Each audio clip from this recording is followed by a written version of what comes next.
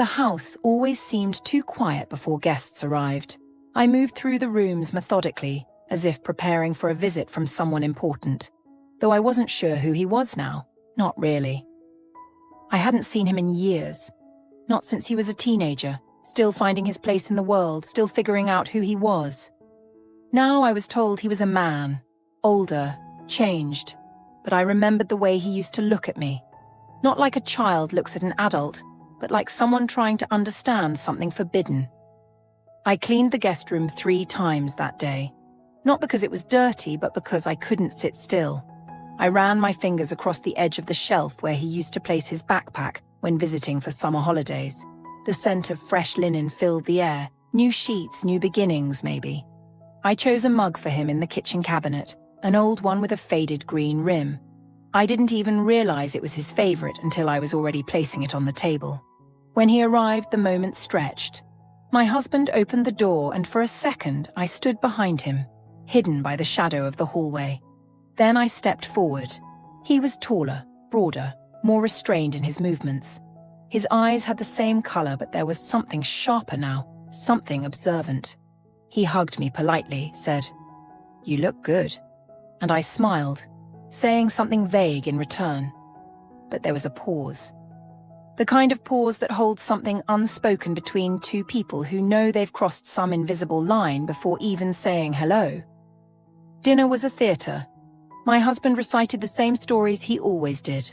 I listened, nodding at the right moments, pretending to laugh when expected. But across the table I could feel his eyes on me, not staring, just aware. My fork trembled once when I brought it to my mouth. I told myself it was the wine. Later that evening, while they were both watching some old film in the living room, I retreated to the bathroom. I stood in front of the mirror longer than usual. The lighting wasn't flattering, but I studied my face with a kind of detached curiosity. The faint lines around my eyes, the softness that age brings. Not in a bad way, just different. My hands brushed against the curve of my neck, my collarbone. I wasn't looking for beauty. I was searching for something I hadn't felt in years. Hunger, pulse, a spark. I went to bed early, citing a headache.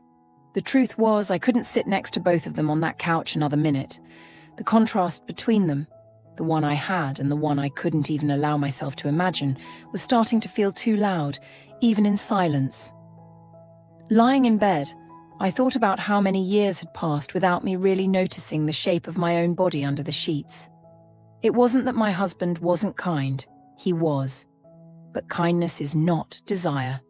Comfort is not fire. And I had long stopped expecting anything beyond a goodnight kiss and the rhythmic breathing beside me. The next morning I woke up earlier than usual. I spent more time choosing my clothes, not to impress, I told myself, just to feel something shift. I picked a blouse I hadn't worn in years, the fabric slightly sheer under the light. I wore perfume. Not much, just enough to feel its presence. When I entered the kitchen, he was already there, barefoot, drinking coffee. The morning light filtered through the window, casting a golden halo on the wooden floor. He looked at me, then at the mug in his hand, the one I had picked, and smiled slightly. My husband walked in seconds later, breaking the moment. We talked about errands, weather, weekend plans, but my mind was elsewhere, collecting fragments. The curve of his forearm as he reached for a spoon, the way his voice dropped when he said good morning, the faint stubble on his chin that hadn't been there when he was just a boy. All day I moved around the house as if trying to escape the proximity, but I couldn't stop listening for his footsteps, watching for his reflection in windows. I thought maybe it was just nostalgia, some distorted echo of the past. But nostalgia doesn't make your stomach clench. It doesn't make your breath hitch when someone brushes past you in the hallway. That night, I couldn't sleep. I walked barefoot to the kitchen, craving water, clarity, anything. He was there again, shirtless, half turned toward the open fridge. He looked at me, eyes catching mine in the dark, and something passed between us. Not a word, just heat. I turned and left without a sound. Back in bed, I pressed my hand to my chest. My skin was warm, my pulse, a quiet riot. I closed my eyes and let the silence carry me forward. Not into sleep, but into a strange, quiet longing I hadn't felt in decades. A longing that scared me more than anything I'd ever admitted to myself. And I knew even then, that this was just the beginning. I couldn't wake up properly that morning. My body knew it was time to rise, but my mind refused to follow. My head throbbed as if the night hadn't been spent sleeping, but wandering through some inner storm. I lay still for a while, staring at the ceiling, waiting for something to shift.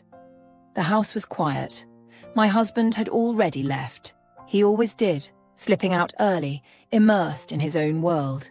We had fallen into separate rhythms long ago, not out of conflict, but out of quiet resignation. I padded down the stairs barefoot, moving slowly.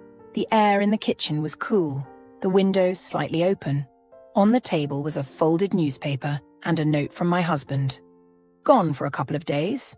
Conference extended. Lunch is in the fridge. It was typical, predictable. I had no anger toward him.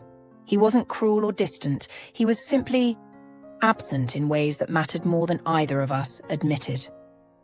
I poured myself coffee, the bitter scent grounding me, and just as I turned, he walked in, still drowsy, wearing a t-shirt and loose sweatpants. His hair was tousled, face unshaven. There was something almost intimate in how unguarded he looked. Too vivid for this house, too alive. "Good morning," he said, squinting slightly in the sunlight. I nodded, trying to keep my face neutral, but the way he looked at me felt like something brushing across bare skin, not overt, not inappropriate, just charged. I wasn't sure if he was playing a game or if I was simply imagining it, an aging woman craving attention. But then why had I chosen this particular bra that morning? Why had I stood in front of the mirror and run a fingertip down my waist? Not for him, not for my husband, but for the part of me that wanted to feel. The day unfolded in strange half moments. We barely spoke, but the silence hummed with tension.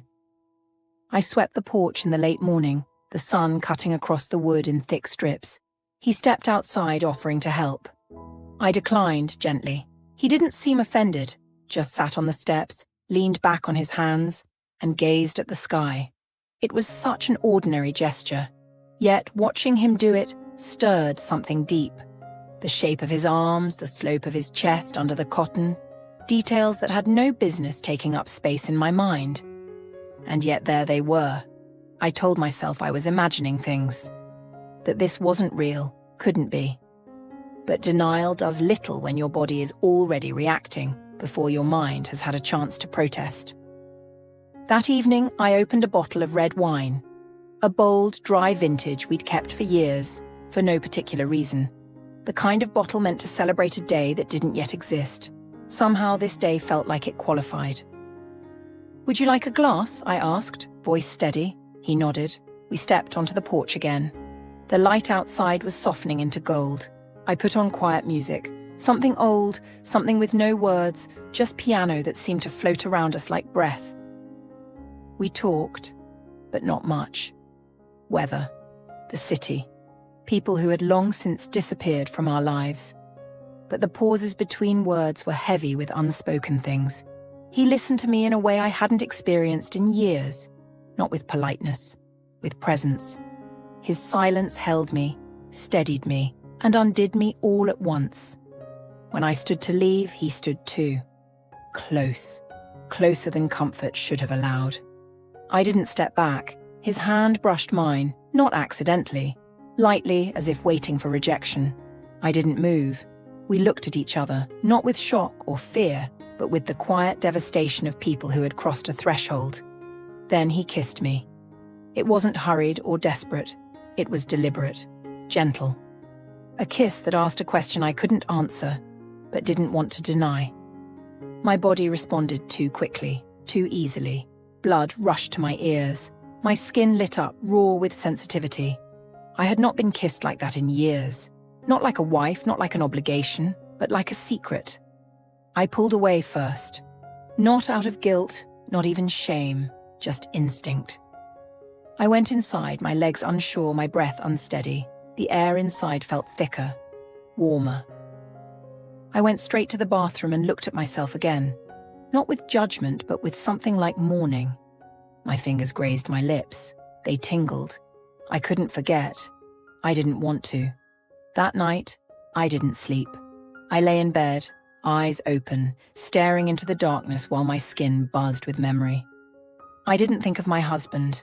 Not because I didn't love him, but because at that moment there was someone else in this house who had made me feel more like myself in 2 days than I had in years. This wasn't confusion. This wasn't an accident. I knew it was a beginning. And beginnings, I'd learned, are rarely innocent. The morning began with a silence that felt heavier than usual, like the air itself had thickened overnight.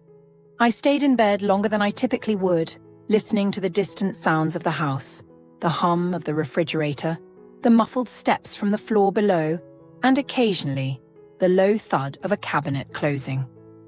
The world continued, but something in me had paused. The memory of his lips on mine still burned faintly beneath my skin. It wasn't the kind of kiss that left a mark, but the kind that lingered in the nerves, in the creases of the memory, replaying at inconvenient times. I had woken up in the middle of the night more than once, the touch of that moment echoing like a whisper I couldn't silence. By the time I came downstairs, the atmosphere had already settled into something strangely polite. He was at the table sipping coffee, reading his phone with a kind of practiced calm that made me question everything. Did it mean less to him? Or was he, like me, pretending that nothing had happened simply because we didn't know what else to do? I made tea, my movements mechanical, hyper-aware of the fabric of my robe brushing against my legs, of the sound of water boiling, of the pulse in my throat. Every part of my body seemed louder somehow, more awake. I didn't say anything to him. I couldn't. Not in that moment. The illusion of peace didn't last long. Around mid-morning, my husband called. He had a suggestion, one of those spontaneous ideas he considered romantic. "Let's go to the lakehouse," he said. "Just the 3 of us. For some air, a change of scenery. It'll be good for all of us." I should have said no. I should have had an excuse ready. But I hesitated too long, and that was all it took. By afternoon, we were packing bags. I watched myself place folded clothes into a small suitcase with a kind of surreal detachment. A blouse too soft, a dress too fitted. I caught myself choosing things not for comfort, but for how they looked. As if I were preparing for something more than a family weekend. The drive to the lake house was quiet, broken only by my husband's commentary about roadwork, weather, or the songs on the radio. I sat in the passenger seat, glancing at the rear-view mirror, more than I should have. He sat in the back, gazing out the window, one arm draped lazily across the seat. I couldn't read his expression. He wasn't nervous, not visibly. But every time my shoulder shifted, every time I looked down at my lap or out the window, I could feel his presence like static against my skin. The lake house hadn't changed. Same creaky steps, same rusted wind chimes. It always smelled faintly of pine and old furniture. It was a place filled with memories. Family barbecues, rainy afternoons, quiet evenings with books and board games. A place that had once meant rest. We settled in quickly, falling into our usual roles. My husband cleaned the fireplace. I unpacked groceries. He helped with bringing in the wood. It all felt normal on the surface, but beneath it ran a current too strong to ignore. At dinner, the 3 of us sat at the table, sharing stories and laughing in a way that felt almost genuine. I found myself watching them both, noting the differences. My husband's voice steady and warm, but without urgency. His eyes kind, but always looking through me rather than at me. And then the younger man, leaning forward, elbows on the table, eyes alive with something that looked like recognition. After dinner, I went to the kitchen alone, cleaning dishes, running my hands under warm water longer than necessary. I heard the creak of the floorboards behind me and didn't have to turn around to know it was him. He didn't speak. He simply stood behind me, not close enough to touch, but close enough to make the space between us feel unbearable. I dried my hands slowly. My breath was uneven, and I hated how obvious it felt. I reached for a towel and turned, finding him closer than I expected. We looked at each other. There was nothing playful or flirtatious in his gaze, It was quiet, serious. I didn't know what he was thinking, and I didn't dare ask. Instead, I stepped aside, brushing against him in the narrow kitchen space. That 1 second of contact sent heat curling down my spine. He didn't move. I didn't apologize. Later that night, the power flickered out. Some fuse issue, my husband mumbled. He went outside with a flashlight to check the box, muttering about old wiring and storms. I sat on the edge of the bed in near darkness, listening to the rain beginning to patter on the roof. And then he appeared in the doorway. He was barefoot, wearing a plain t-shirt and loose pants. The light from the hallway caught the edge of his face, leaving the rest in shadow. Neither of us spoke. He leaned against the door frame like he belonged there, like he was waiting. I stood slowly, unsure of my own body. Each step toward him felt like it belonged to someone else. But I took them anyway. When I reached him, we didn't touch. We didn't have to. Our breathing aligned, shallow and controlled. I could smell the rain on him, the warmth of his skin just inches from mine. My husband's voice called from downstairs. Something about the breaker. We pulled apart before we had even come together. The moment ended, but it didn't disappear. That night, I lay in bed with my husband beside me, listening to the rain, the soft wheeze of his breath, the quiet world around us. But my mind was elsewhere. It was trapped in the space between heartbeats, in the inches that hadn't closed between us upstairs, in the silence of a threshold not yet crossed, but no longer behind me. I knew then that this wasn't just temptation. This was momentum. And I wasn't sure I wanted to stop it. The rain lingered through the night and into the early morning, turning the landscape around the lakehouse into a soft blur of grey and green. Mist clung to the trees, to the windows, to every surface, as if the world itself had been wrapped in gauze. I stood barefoot by the kitchen sink, fingers wrapped around a cup of black coffee, watching droplets slide slowly down the glass. Each one followed its own path, hesitant, uncertain, like me. I had risen before either of them, unable to sleep in the same bed I had shared for years without feeling suffocated. It wasn't my husband's fault. He hadn't done anything wrong. But maybe that was the problem. He hadn't done anything at all. I lay beside him the night before, listening to the steady rhythm of his breath, the faint whistle in his nose that had once irritated me and now only deepened the quiet loneliness. His body had been warm, his hand accidentally brushing mine in the dark, and still I felt cold. I turned away from him and waited for sleep, like one waits for forgiveness, hoping but not expecting it to come. When I heard the floor creak upstairs, I didn't move. A familiar pattern of footsteps, slower, heavier than usual, told me it was him. He didn't enter the kitchen. Not right away. I could sense him nearby, though, lingering, respecting the distance I didn't ask for, yet somehow hoping I'd cross it myself. And I wanted to. The part of me that had been dormant for years now stirred constantly. It made me aware of everything, of how my shirt clung to my skin in the humidity, of how the elastic of my underwear pressed just a little too tightly at the waist, of how the curve of my back felt when I arched to reach something high on the shelf. It wasn't vanity. It was reawakening. After breakfast, my husband suggested the usual. Repairs, chores, busy work. He was always moving, always fixing, always maintaining the appearance of function, as if a clean gutter or organized toolbox could hold a marriage together. I agreed, out of habit, out of guilt, out of some ingrained sense of duty that no longer felt noble. But when the suggestion came from the younger one, that we drive to town to pick up new paint for the back porch, I didn't hesitate. "It'll be faster with 2 people," he said, not looking at me, but at the weathered railing outside. "And you know how he gets lost in the hardware store?" My husband chuckled, waved us off. "Go ahead, take the SUV." The drive into town was wrapped in a kind of silence that wasn't empty. It was full, dense with unsaid things.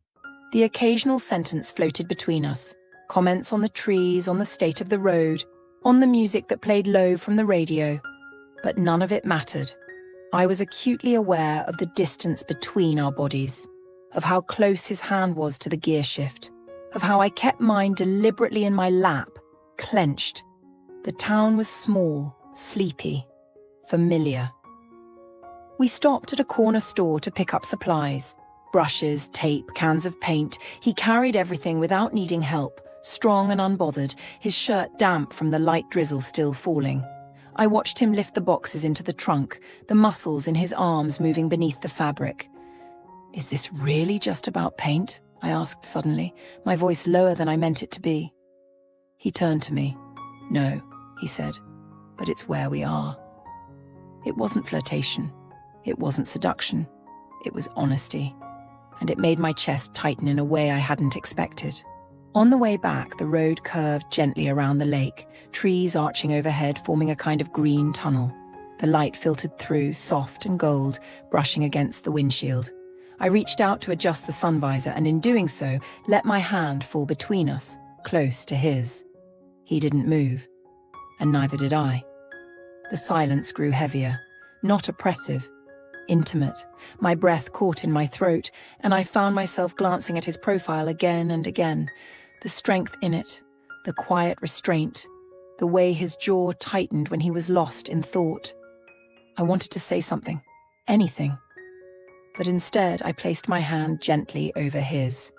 It wasn't a bold move. It was barely a move at all. But he turned his hand over slowly and wrapped his fingers around mine.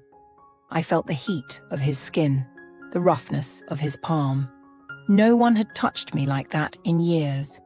Not with such simplicity, such presence.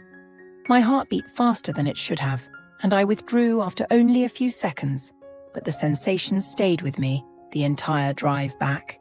When we returned, the house was quiet. My husband had gone into the shed, occupied with fixing a broken window latch. I busied myself with the groceries, placing cans on the shelf one by one, even though I knew the order didn't matter. He entered the kitchen, stood by the doorway. "I'll start with the porch," he said. "No rush." He didn't look at me, not fully, but I knew what he was saying. I nodded, my hands still wrapped around a jar I hadn't yet set down. My pulse thudded in my ears. The air between us had thickened again. Later that afternoon, I went upstairs alone. I needed to change clothes, to wash my face, to breathe. In the privacy of the guest bathroom, I leaned against the sink and looked at myself. The mirror was fogged slightly from the heat. I wiped it clean, stared. My blouse was damp at the collarbone. I unbuttoned it slowly, watching my own hands. My bra, lace, soft lavender, chosen without thinking this morning, suddenly felt like a confession. I took it off, replaced it with a fresh one. Black, minimal, sleek. Not because I planned anything, just because I needed to feel different, wanted, awake. Downstairs, I heard his voice. Not the words, just the rhythm. I didn't want to know what he was saying. I just wanted to keep hearing it. And I realized then how easy it had become. This slipping into thought, into longing, into small rituals that belonged not to a woman in a stable marriage, but to someone waiting for something else. I wasn't pretending anymore. I was preparing. And the worst part? I didn't feel ashamed. I felt alive. That night, we didn't speak.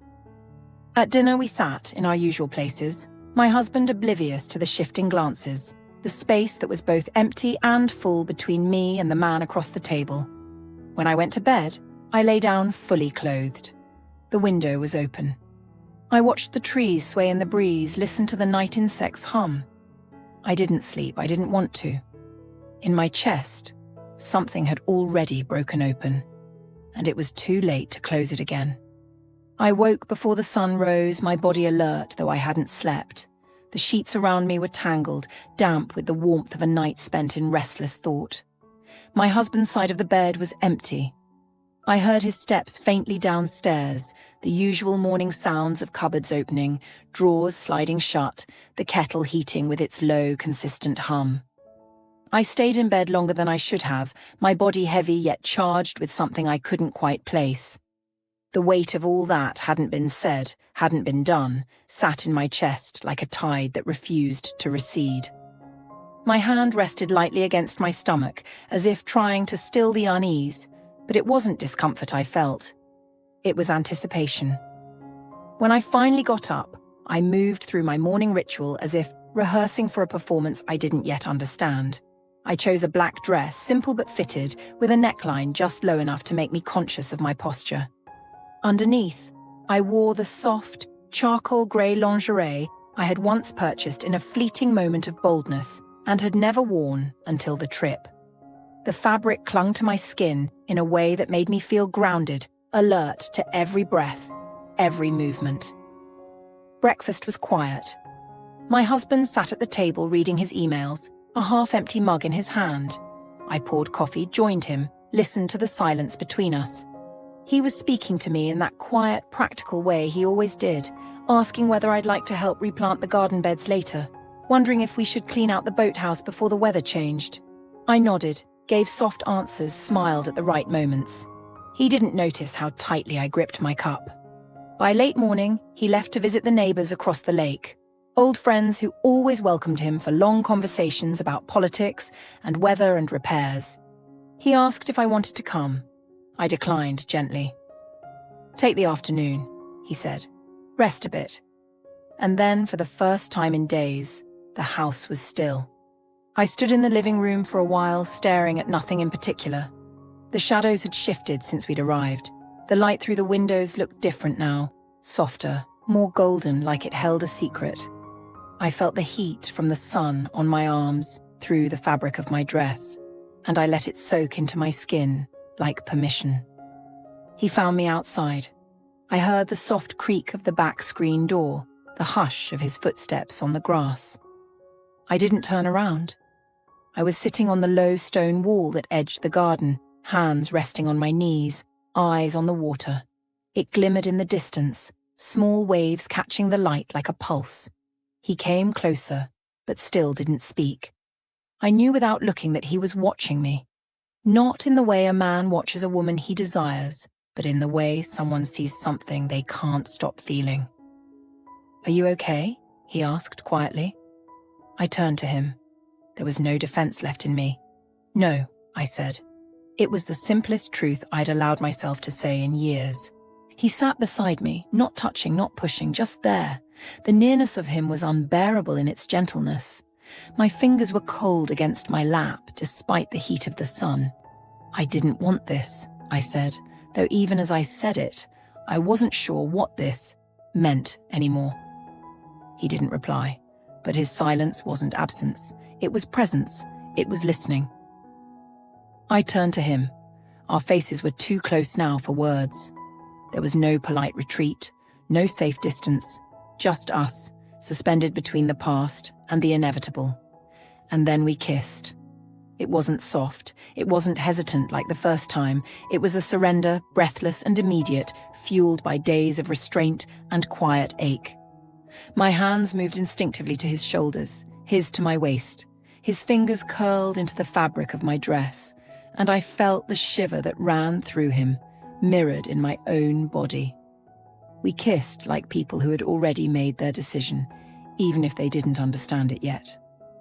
But when it ended, we didn't move. We stayed close, foreheads nearly touching, eyes closed. The wind moved through the trees above us, carrying birdsong and the scent of damp pine. I thought I would feel guilt, shame, but what I felt instead was clarity. Not happiness, not relief, just the sharp, cutting awareness that everything was going to change now, and that I had wanted it to. We went back inside without speaking. I didn't need to ask him how he felt. I already knew. His silence was no longer a mystery. It was an answer. I spent the rest of the afternoon in a strange calm, moving through the rooms of the house as if they belonged to someone else. I opened drawers I hadn't touched in years, smoothed the blankets on the guest bed, rearranged a vase of wildflowers by the window. Every movement felt like an offering, both to the life I'd had and the one I was already losing. When my husband returned later, he was cheerful. He spoke about the neighbor's new puppy, the wine they'd opened, the story someone told about a sailboat getting stuck in the weeds. He didn't notice the tension in my shoulders, the way I avoided his touch when he reached out to brush my hair from my face. He kissed my cheek before going upstairs to shower. I stood in the hallway alone, one hand against the wall, my heart thudding like a secret begging to be confessed. That night, he planned a surprise dinner. He cooked, rare for him, setting the table with candles and using the linen napkins we kept in a drawer for holidays. He was trying. I saw that. Maybe he'd sensed something. Maybe he was simply trying to recapture something we'd both let go of long ago. The dinner was quiet, kind, gentle, and utterly devastating. Because I knew, with a kind of aching certainty, that I didn't want to be touched by him that night. Or perhaps ever again. Not because he had failed me, but because someone else had reached me in a place I didn't know was still alive. After he fell asleep, I slipped out of bed and stood by the window. Outside, the lake shimmered under a sliver of moon. I stood there in silence, my arms wrapped around my body, dressed in the lingerie I hadn't taken off all day. I didn't cry. I didn't move. I simply watched the reflection of the stars ripple in the dark water, wondering how something so still could feel so dangerous. I woke late the next morning, my body reluctant to move, as if it knew that crossing the line into consciousness meant returning to the weight of choices I hadn't yet named out loud. The air in the room was stale from the closed windows. I sat up slowly, running my hands down my thighs, grounding myself in the present. But my mind remained elsewhere, trapped between yesterday's kiss and the silence that followed it. The house was quiet again. My husband's absence barely registered anymore. He often left early, wandering off to his small projects, to his toolbox and weekend lists that had become his way of filling the spaces I no longer occupied. I pulled on a long cardigan over my nightgown and descended the stairs, hearing the distant hum of a radio playing from the shed. He was outside. I wouldn't have to face him, at least not yet. The kitchen smelled of last night's wine, faint traces of garlic, lemon, and melted wax. He had tried. The table was still set, one plate unwashed, a crumpled napkin where I had clenched it during his story about his friend's retirement party. I had smiled. I had nodded. I had even laughed once, the sound escaping my throat like something foreign and unfamiliar. He hadn't noticed the way I had pulled my hand back when his brushed against mine. Or maybe he had noticed and chosen to ignore it. I made tea instead of coffee, something softer, something without bitterness. I sat by the window in the back room, the one that overlooked the trees lining the path to the water. It was warmer that day, the air shifting with the promise of summer. The leaves outside moved lazily in the breeze, their shadows playing against the floor in quiet, irregular rhythms. I hadn't seen him yet, the one whose silence had begun to speak louder than anything I'd heard in years. I told myself it was good, that we both needed time to breathe, to let the gravity of what had passed settle somewhere manageable. But the truth was, the waiting felt like drowning. I needed to see him, not to speak, not even to touch, just to know he hadn't vanished from the world we had created together in that stolen, irreversible moment. It was nearly noon before I heard his footsteps on the stairs. Light, deliberate. I stayed seated, eyes fixed on the trees. I didn't turn, but I knew it was him by the way the air shifted when he entered the room. He didn't say anything at first. He moved toward the counter, poured himself water, stood there in silence. I watched his reflection in the glass, the tension in his shoulders, the careful way he placed the glass down. There was no trace of that kiss in his movements, no giddy indulgence, no reckless pride, only a kind of stillness, a waiting. Finally, he turned. "I've been thinking," he said, voice low, calm. I let him speak. I didn't interrupt. "This can't go further," he said. "I don't want to hurt him. I don't want to destroy whatever this is, whatever you have with him." I felt something cold move through me like water slipping under skin. I didn't react, not outwardly. "And yet," he continued, "I can't pretend it didn't happen. Or that I don't want it to happen again." There it was, the truth, wrapped in restraint. A confession too controlled to be called passion, but honest enough to sting. I didn't answer him. I wasn't ready to. Instead, I stood and left the room quietly, retreating to the upstairs bathroom, where I locked the door and stood against it for several long minutes, letting the silence press into me from all sides. Later that afternoon, I found myself wandering through the rooms of the house with no purpose.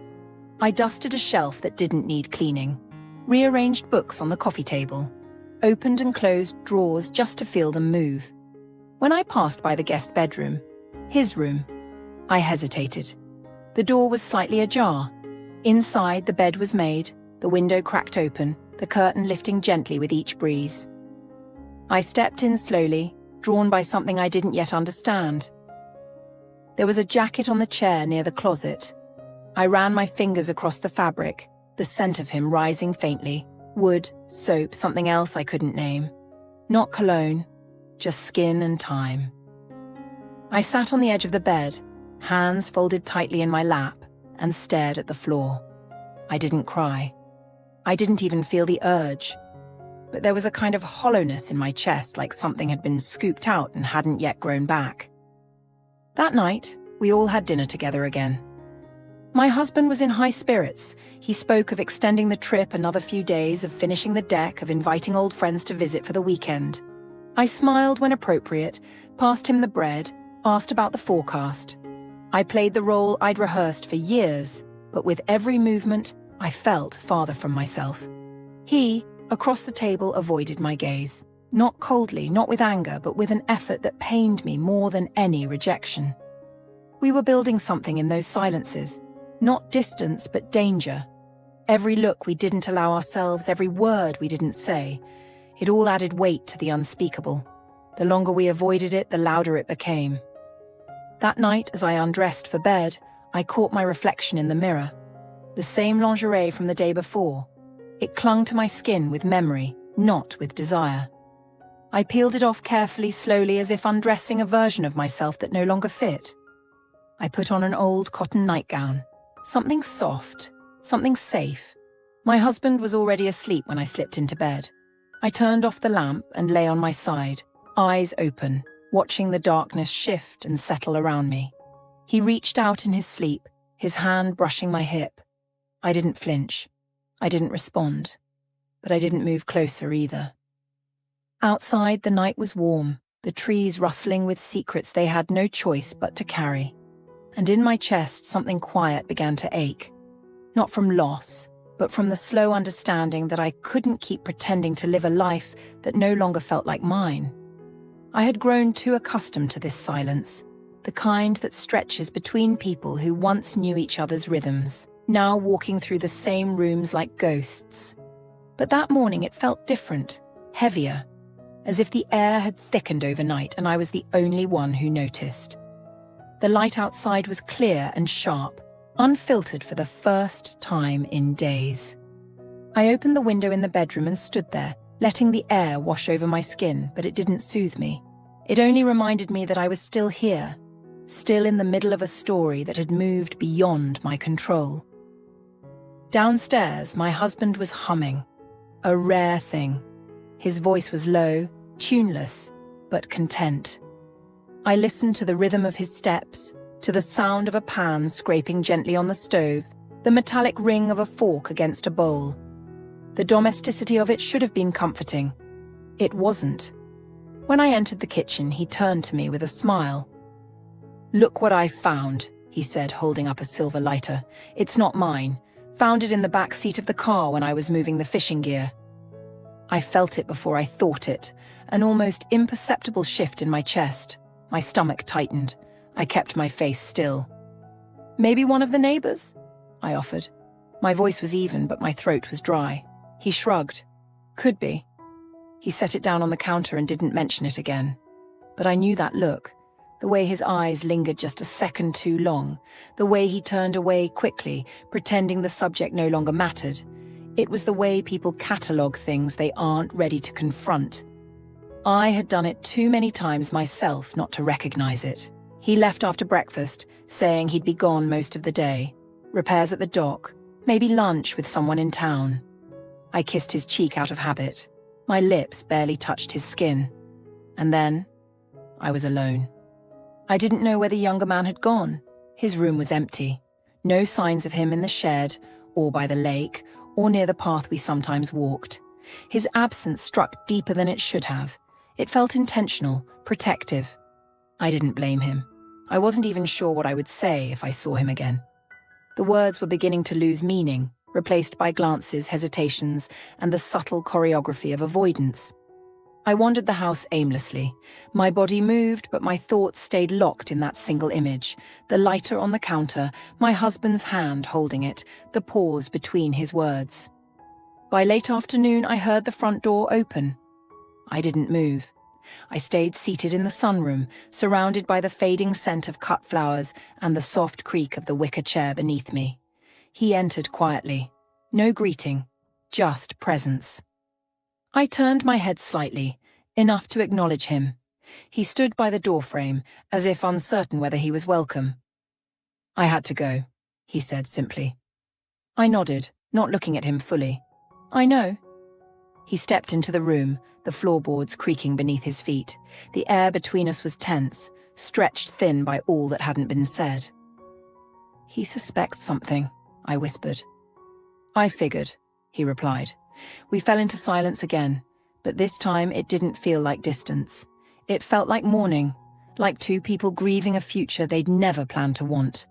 I stood up and walked past him, not brushing against him, not reaching. I didn't dare. I went upstairs and closed the door softly behind me. I sat at the edge of the bed, staring at my hands. They looked older in this light, veins more visible, skin thinner. But they had touched things in recent days that made them feel young again. Hungry. I should have packed, should have planned, should have made a decision. But instead, I opened the drawer of the nightstand and pulled out a pen and paper. Not to write a letter. Not yet.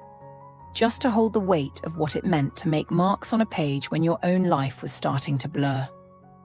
I didn't hear him come upstairs. I didn't hear the door open. But when I looked up, he was standing just inside the room, his face unreadable. "I'm leaving tomorrow," he said. The words dropped like stones between us. "For good?" I asked. He nodded. A long silence passed between us, not awkward but excruciating. "I don't want you to," I said, my voice soft. "I know," he answered, "but I have to. I don't belong here. I never did." I stood. Walked toward him slowly. My hands trembled as I reached for his face. He didn't move. I traced my fingers along his jawline, down to his chest. His heart beat beneath my palm like a secret begging not to be forgotten. We didn't kiss. We didn't embrace. We just stood there, two people in a house that no longer felt like a home, surrounded by silence that said everything we didn't dare voice aloud. That night, I joined my husband on the porch. The sky was clear. The stars above the lake were sharp and endless. He poured us both a glass of wine, and we sat there in the kind of quiet that only long marriages understand. He spoke of plans for the fall, for winter holidays, for maybe fixing up the boat that had been sitting too long untouched. I nodded, smiled, said little. I felt the glass in my hand. I tasted the wine. I saw the trees, the stars, the way his eyes crinkled when he laughed. I saw it all. And yet, somewhere deeper, I was already elsewhere. Not with him, not with the one leaving, but with the part of myself that I could no longer ignore, the woman who had lived too quietly, too obediently, for far too long. That night, as I climbed into bed beside my husband, I felt him reach for me again. His hand rested briefly on my waist. I didn't flinch. I didn't respond. But my eyes stayed open long after his had closed. And in my chest, something began to burn. Not with guilt, not even with sorrow, but with the inevitability of a truth that could no longer be postponed. I woke before him. My body moved silently, deliberately. I slipped out of bed, careful not to disturb the weight of his arms stretched across the sheets. It no longer felt intimate, only habitual, like a piece of furniture you've learned to walk around. I pulled on a silk camisole and wrapped myself in a cardigan, not because I was cold, but because my skin felt exposed in a way that had nothing to do with the air. I walked to the kitchen without turning on any lights. The early morning was still thick with blue shadows. I stood by the window and watched as the sky softened, slowly unraveling the night. The shapes of trees sharpened with every passing minute, and the world around me began to reclaim its form. There was something unsettling in that clarity, the return of edges, of definition. Because the closer the light crept toward the house, the harder it became to pretend. He was leaving. The thought looped in my mind without punctuation. Not a question, not a statement, just a pulse. He was leaving. I made tea, letting the process ground me. Boil water, steep the leaves, press the spoon gently against the side of the cup. I held it in both hands, letting the heat settle into my palms. The house creaked faintly around me, as if it too had grown weary of our silence. I didn't know what time he came downstairs. I heard the faint scuff of his steps, but I didn't turn. I couldn't. The sound of his presence was enough to undo me. He didn't say anything at first. He just stood near the door, watching me from a distance. I felt his eyes move across the room, grazing over my shoulders, pausing in the places that still remembered him. "I'm packing after breakfast," he said. I nodded slowly, not looking at him. My throat was tight with something too old to be called sorrow and too familiar to be called fear. "You're not staying for dinner?" "I think it's better if I don't." I wanted to ask him not to go. I wanted to scream it. But there was a weight in my chest and it held my words like stones in water. I couldn't surface. I couldn't speak. He left the room. I didn't follow. Later, I heard the sound of drawers opening, a suitcase being zipped, the thud of something dropped and retrieved. I imagined him folding his clothes carefully the way he always did. I imagined his fingers brushing the edge of the nightstand, maybe lingering for a second, maybe not at all.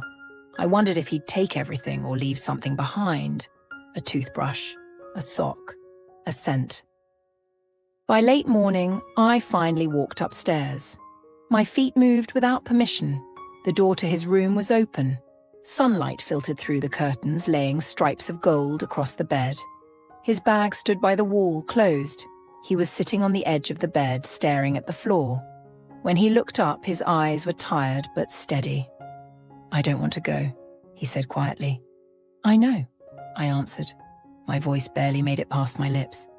He stood and walked toward me slowly, as if testing the strength of something fragile between us. When he reached me, he didn't touch me. He just stood close enough for me to feel the heat of his breath on my cheek. "Say something," he said. "I don't know how to ask you to stay," I whispered. He looked down. I felt the shift in his body, that quiet collapse that happens when someone gives up a fight they never wanted to win. "I'll think about you," he said. "That's not a promise. It's a fact." And then he kissed me. It was different this time, not desperate or urgent, but unbearably slow. Like a memory being created in real time, already slipping away as it formed. His lips were soft, his hands resting lightly on my waist, as if he were afraid I might break. When he pulled back, I didn't open my eyes. I wanted to remember him like that, close, present, undone. By afternoon, he was gone. No goodbye to my husband, no explanations. Just the quiet sound of the car engine, the crunch of gravel, and then nothing. I didn't cry. I sat in the hallway near the front door, staring at the space where he had stood hours before. My husband returned a few minutes later with groceries, calling my name from the kitchen. I answered automatically, stood, took the bags from his hands, commented on the tomatoes being too soft. I smiled at the right moments. I did everything I was supposed to. That evening, we sat by the fireplace. The wine was open, the logs crackling. He reached for my hand and I let him hold it. His thumb moved slowly across my knuckles, and I felt the weight of years, of birthdays, holidays, quiet dinners, and aging routines. But I also felt the absence, not just of the man who had left, but of myself, of the woman I had been for a moment, in secret, the woman who had breathed without apology. I went to bed early. He stayed downstairs to finish his book. I stood in front of the mirror in the bathroom, slowly unpinning my hair, watching the strands fall over my shoulders.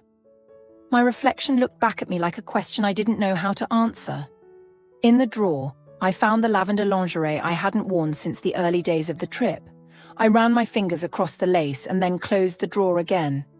I climbed into bed and stared at the ceiling. The house was quiet. My husband turned the page of his book downstairs, and somewhere far away, a car moved down an empty road, carrying with it a part of me I had only just begun to recognize. The morning after his departure felt like any other. There was toast on the table, coffee in the pot, the same creak of floorboards underfoot, the same wind brushing through the trees outside the window. My husband sat across from me, reading the newspaper with a slight furrow in his brow, murmuring something about politics or weather or the neighbor's broken fence. I nodded in all the right places. I even smiled once. But the quiet inside me was not the same as before. It wasn't the silence of waiting anymore. It was the silence of after. I watched the steam curl up from my cup and fade into nothing. It reminded me of him, how something could exist so intensely and then disappear without a trace. Not physically, he had left behind a toothbrush, a pair of socks, a book with a folded page. But the presence, the electricity, the weight of being seen, that had vanished. Or perhaps I had hidden it, buried it deep enough to keep functioning, to move forward without visibly unraveling. I didn't speak much that day. My husband noticed, but not in the way that mattered. He asked if I was tired, if I needed anything. I said no. I said I was fine. And he accepted it, the way he accepted most things, as though small discomforts were natural parts of aging. But it wasn't tiredness that kept me quiet. It was the realization that I had lived 2 lives in parallel, and one of them had just ended without ceremony. I went about my tasks like a woman completing a ritual. I folded laundry, arranged the dishes in the cabinet, swept the porch. I even repotted a dying plant on the windowsill. Every action was measured, purposeful, as though maintaining the rhythm of domestic life could somehow keep the past from bleeding into the present. But it did bleed. Not in obvious ways, not in weeping or confession. It bled in the way my eyes lingered on the empty chair he used to sit in the way I paused at the bottom of the staircase, listening for footsteps that would never come. It bled in the choice of underwear I wore under my jeans, in the way I touched my own wrist absent-mindedly, remembering how his fingers had rested there. In the late afternoon, I found myself in his room. The window was still cracked open, the curtains fluttering slightly in the breeze. The bed was made, the blanket pulled smooth across the mattress, but his scent was still in the air, faint but unmistakable. I sat on the edge of the bed, hands clasped in my lap, and stayed there for a long time. I thought about what I could have done differently, whether I should have asked him to stay, whether I should have left with him. But none of those thoughts felt real. They were the fantasies we offer ourselves in the aftermath, safe versions of rebellion that never leave the mind. The truth was simpler and crueler. I had chosen this life, again, by doing nothing. When my husband came looking for me, I told him I was organizing linens. He smiled, patted my shoulder, said he'd be outside fixing the gate. And just like that, the moment passed, unnoticed. That evening, I cooked dinner, something simple, familiar. He complimented the seasoning, asked if I wanted to watch something together later. I said yes, knowing I wouldn't. I needed the structure, not the intimacy. I needed to play the part until it felt real again, if it ever could. After he went to bed, I returned to the sunroom. I sat in the chair where I had once looked out and seen more than trees. The sky was dark, the stars faint behind a thin veil of clouds. I didn't cry. I didn't write. I simply sat and listened, to the night, to my breath, to the part of me that refused to be quieted. I thought about him, not in the way I had before, not with the ache of longing or the hunger of skin. I thought about who I had been in his presence, the woman who had leaned forward in conversation, who had laughed without checking the room, who had touched a man's face not out of duty or habit, but out of recognition. I missed her, and I wasn't sure if she could exist here in this life with its routines and roles and expectations. But I knew now that she had existed, briefly, brightly, and that was something I could never unlearn. I went upstairs eventually. My husband was asleep, turned to the wall, one hand resting on my side of the bed. I slipped in beside him carefully, not wanting to wake him, not ready to speak. Lying there in the dark, I stared at the ceiling. The silence returned, but this time it was different. Not heavy, not suffocating. It was still. It was spacious, and somewhere within it I felt a quiet shift, something loosening, something softening. The story was over, not the marriage, not the life I had built, but the story I had lived in secret, the version of myself I had uncovered, even if only for a moment. And maybe that was enough, maybe not. But for now I closed my eyes and allowed the silence to hold me, not as a punishment, not as a burden, but as proof that even the quiet could change a life.